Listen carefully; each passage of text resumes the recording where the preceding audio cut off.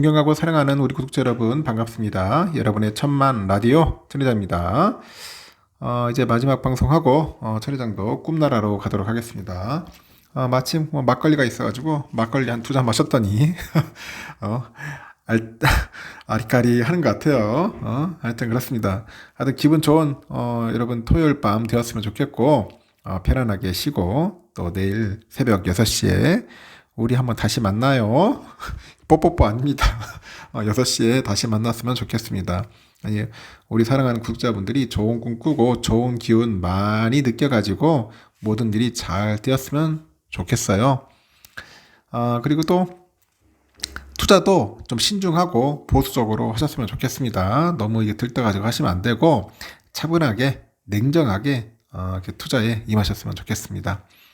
아주 흥미로운 재미있는 이야기들이 좀 많이 있는데 또 이런 이야기가 있더라고요. 보니까 또 요즘 뭐 윤 대통령이 또 이슈화 되고 있던데 도대체 무슨 이야기냐? 응? 이런 이야기였어. 호텔 신라에 투자를 했는데 호텔이 모텔 신라가 됐습니다. 이게 도대체 뭔 소리야? 그러니까 대통령 그 말 한마디에 2천만 원이 삭제됐습니다. 와, 충격이 있죠. 지난 20일 그 수십 개 종토방에 윤석열 대통령의 이름이 오르내렸어요. 윤 대통령 좀 기가 간지러웠을 거예요. 뭐 호텔 신라, LG 생건, 뭐 넥슨 게임즈 등 업종을 가리지 않고 주주들의 그 지탄이 쏟아졌습니다.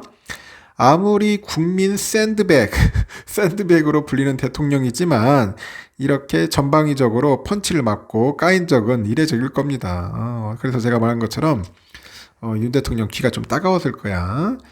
주주들이 단체로 들고 일어난 것은 윤 대통령의 인터뷰 이후에 중국 관련주가 폭락을 해버렸어. 폭락을 했고 이렇게 외교부가 중국의 국격을 의심케 한다는 그런 강도 높은 성명까지 나놓자 한중 관계가 요단강을 건넜다. 요단강을 건넜다는 그런 이야기도 있어요. 그런 공포감이 고조가 됐고 전문가들은 올 것이 왔다. 올 것이 왔다. 그렇게 해석을 또 내놓고 있다는 거죠. 20일날 보니까 호텔 신라는 7.95% 내려서 78,700원에 이제 마감을 했습니다. 한 달 상승분을 하루 만에 아주 깔끔하게 내렸어요. 반납을 했고 LG생건 마이너스 8.13%, 아모레퍼시픽 마이너스 8.53%, GKR 10.4%, 하여튼 중국 소비 관련주하고 넥슨 게임즈 마이너스 10.2%, 데브시스터즈 7.4% 정도. 하여튼 막 게임주도 막 급락을 해버렸습니다. 무신장이 떨어졌어요 그때. 외국인하고 이제 기관애들이 이제 쌍끌이 매도를 하는 거야. 쌍끌이 매도. 그러다 보니 주가를 끌어내렸죠. 중국의 리오프닝을 예상을 하고 투자했던 개미들 탈출 기회도 잡지 못해 이렇게 막대한 손실을 입었다는 겁니다. 그러다 보니 그 한 파라다이스 주주가 그래요. 주식이 하루 만에 걸레짝이 됐다. 걸레가 됐습니다. 걸레짝이 됐다. 이번 주에 탄핵 집회에 나가겠다. 그런 이야기를 하는 겁니다. 야, 이 정도로 참 하여튼 참 충격이었던가 봐요. 그 전문가들은 이렇게 중국과의 대립이 예정된 수순이었다는 의견을 내놓고 있어요. 현재 국제 정세를 고려할 때 한국이 미하고 중 사이에서 확실한 편을 선택해야 하는 순간이 왔다는 건데 업계 관계자도 미중 패권 경쟁이 격화되면서 등거리 외교를 할 수 없는 상황이 됐다. 그런 이야기가 있습니다. 이렇게 한국이 미국을 선택할 수밖에 없는 것은 지정학적인 위치와 관련돼 있어. 지정학적인 위치와 관련돼 있더라.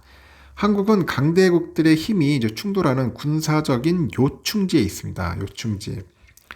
이러한 국가들은 강대국의 보호 없이는 침략에 노출이 되는 거예요.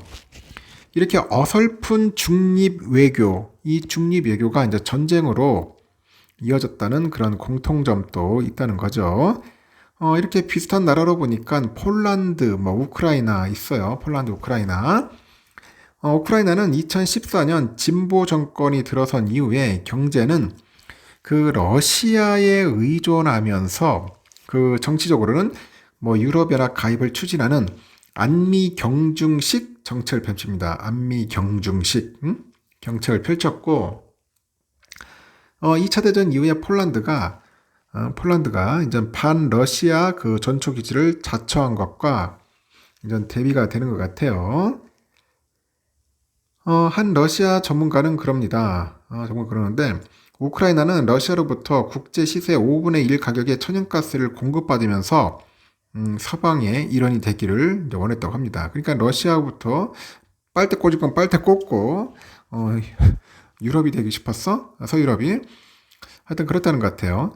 한국이 그동안 중국과 긴밀한 관계를 유지할 수 있었던 것은 미국이 중국을 생산기지 정도로 생각했기 때문이라고 합니다. 중국이 2014년 들어가지고 이제 1대1로 정책을 펴는 동안에 미국의 패권에 도전하면서 이제 상황이 달라지는 거예요. 그러다 보니까 미국이 이제 중국을 위협으로 이제 보기 시작한 거겠죠. 여기에 또 우크라이나 전쟁도 이제 중국을 그 약화시키기 위해서 미국이 이제 부추겼을 가능성이 높다. 그렇게 전문가들은 현재 보고 있는 것 같아요. 중국의 최대 동맹국인 러시아의 힘이 빠지면은 중국도 같이 약해지기 때문에 그런 식으로 하는 것 같습니다. 이렇게 미중 대립이 격화될수록 한국은 미국과 결속을 강화할 수밖에 없을 거예요. 이 과정에서 이제 안미경중 그 정책도 도전에 직면할 가능성이 높은 겁니다. 한국이 충격을 감수하면서 중국과 멀어지 않은 상황이 올 경우에는 주식시장도 아주 급변하게 이제 변하지 않겠냐, 뭐 그런 이야기들이 하는 거죠. 이번에 그 외교 갈등이 일시적인 그런 해프닝으로 끝날지는 좀 지켜볼 것 같습니다. 그리고 정면 충돌로 비화할지는 아무도 몰라요.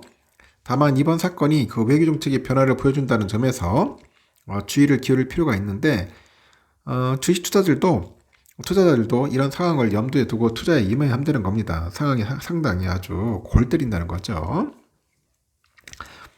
그래서 여러분들 한번 잘 참고하셔서 투자에 좀 임하셨으면 좋겠다는 겁니다. 그리고 아주 또 흥미로운 이야기들이 또 있는데 지금 뭐 에코프로도 이제 뭐 보니까 요즘 또 그 2차전지 그 소재 자회사가 있어. 그 에코프로 머티리얼즈가 이제 코스피 상장에 도전을 한다. 뭐 그런 이야기도 있더라고요. 부가적으로 얘기를 하는 겁니다. 이건 뭐 삼성과 크게 뭐 관련 없는 건데 또 관심사들이 또 2차전지 많다 보니까 제가 또 알려드리는 거예요. 그 이달 중에 한국거래소에 이제 상장 예비심사 청구를 제출하고 본격적인 상장 채비에 나선다고 하더라고요. 현재 그 2차전지 고평가 논란이 있죠. 그 사법 리스크가 남아있는데 실적 순항을 발판 삼아가지고 상장을 서두른다는 그런 계획을 갖고 있어요. 시장에서 보니까 에코프로 머티리얼즈의 그 몸값이 최대 한 3조 원에 달할 것 같다 이렇게 보고 있는 것 같습니다. 20일 그 투자은행 IB업계에 따르니까 에코프로 머티리얼즈가 이달 중 한국거래소에 코스피 상장 예비심사 청구서를 제출할 예정이고 주관사를 보니까 미래에셋증권, NH투자증권이 맡았네요. 상장 예비심사는 거래소가 예비 상장사의 적격성을 심사하는 과정으로 IPO의 첫 단계입니다. 통상 그 상장 예심 통과의 거래일 기준 45일이 소요되는 만큼 향후 증권 신고서 제출을 거쳐서 이르면은 오는 8월이나 한 9월 정도 상장이 가능할 전망이라고 합니다. 이 에코프로 머티리얼즈 보니까 2차전지용 하이니켈 양극재 핵심 소재 중 하나인 그 하이니켈이죠. 그 전구체를 제조하는 회사예요. 전구체. 최대 주주는 지분 52.78%를 보유한 에코프로고 예정대로 상장이 성공하면은 에코프로 머티리얼즈는 그룹사 가운데 최초로 코스피 상장사가 될 것으로 보이고 현재 모 기업인 에코프로는 물론이고 에코프로 BM, 에코프로 HN 등 상장 계열사는 모두 현재 코스닥 시장에 입성해 있어요. 이 에코프로 머티리얼즈는 LG가의 맞사이가 초기 투자자로 참여한 회사라도 알려져 있는데 이 회사가 지난달 제출한 사업보고서 보니까 구연경 LG복지재단 대표의 남편인 윤관 대표가 이끄는 BRB 캐피탈 매니지먼트가 그 에코프로 머티리얼즈의 주요 주주로 이름을 올렸더라고요.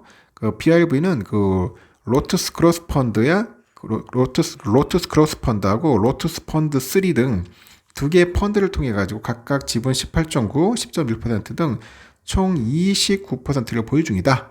그래서 BRV가 지난해 말 보유 중이던 에코프로 머티리얼즈의 상환 전환 우선주를 보통주로 모두 전환을 했다고 합니다.